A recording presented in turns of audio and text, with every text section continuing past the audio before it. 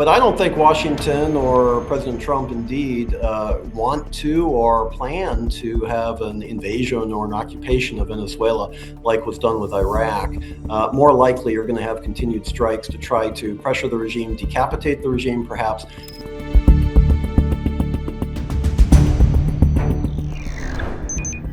You're exactly right. It's an escalation. It's the next step in the pressure campaign against Nicolas Maduro, but it's being conducted in the context of the counter-narcotics campaign, which President Trump and Secretary of State Marco Rubio announced earlier in September. And this really isn't a surprise. It's clearly been foreshadowed and indeed indicated that this would occur if Nicolas Maduro refused to stop in terms of drug trafficking activities or even leaving.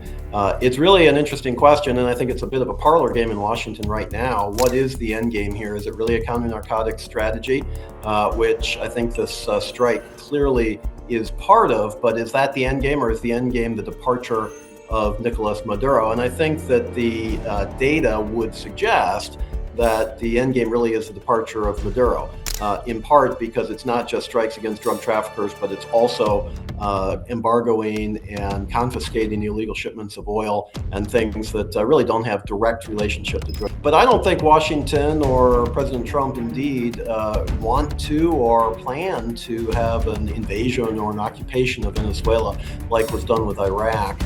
More likely, you're going to have continued strikes to try to pressure the regime, decapitate the regime perhaps, but the introduction of U.S. troops into Venezuela, I think, is something that many in the U.S. public probably wouldn't support at this point. So that's one difference. And I think the other primary difference is that Venezuela on July 28th, 2024 had an election, and Edmundo Gonzalez was clearly elected, and Nicolas Maduro refused to recognize the results. So you have an elected president and a regime which refuses to recognize it or indeed to cede power to that president. So there's a legitimate opposition here in a way that I think Iraq didn't have quite the same scenario. So there are some surface connections here, but there are some real differences too. I think if you asked any leader in the region, would they want a peaceful transition here? I think probably all of them would say yes. Nobody wants violence. Nobody wants attacks. The question is, do they really see it as important for the Maduro regime to leave